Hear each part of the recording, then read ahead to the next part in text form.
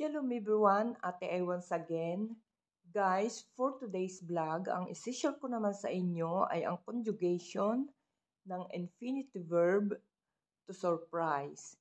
In Hebrew, lihaftiya. Okay guys, bonatkel. Present tense surprise for masculine singular, maftiya. Ani, maftiya. Ata, maftiya. Hu, maftiya. Present tense surprise for feminine singular, maftia. Ani, maftia. At, maftia. He, maftia. Present tense surprise for masculine plural or mixed gender, maftiim. Anaknu, maftiim. Atem, maftiim. Hem, maftiim.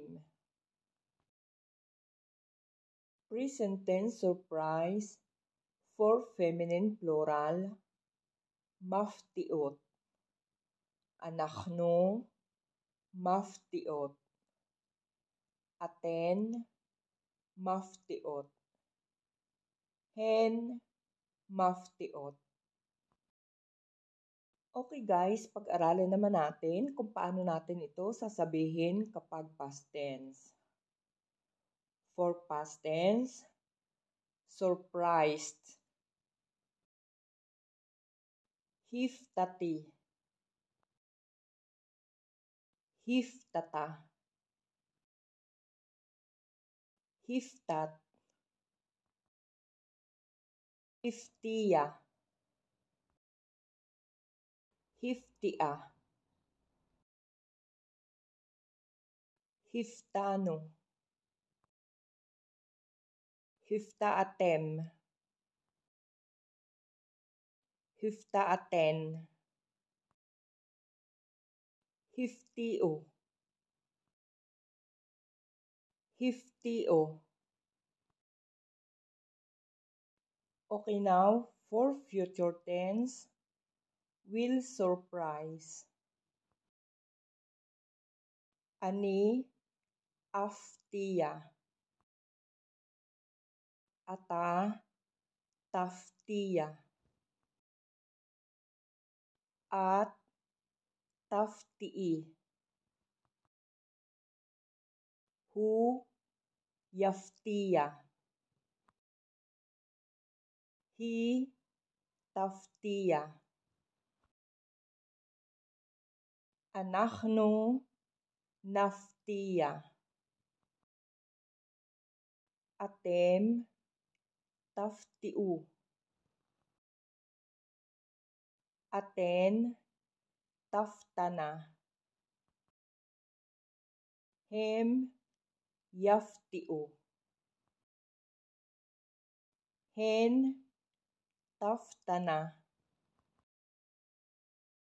Okay guys, ito naman ang imperative or ang command. Imperative surprise for masculine singular, hafteya. Imperative surprise for feminine singular, haftii.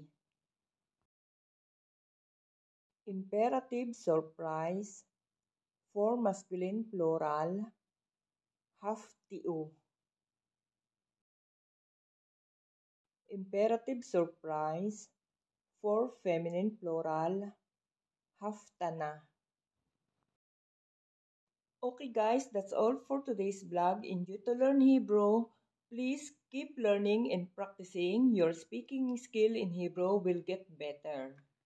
And please don't forget to like, share, comment, and subscribe, and hit the notification bell para lagi kayong ma-notify kapag may bagong upload na videos.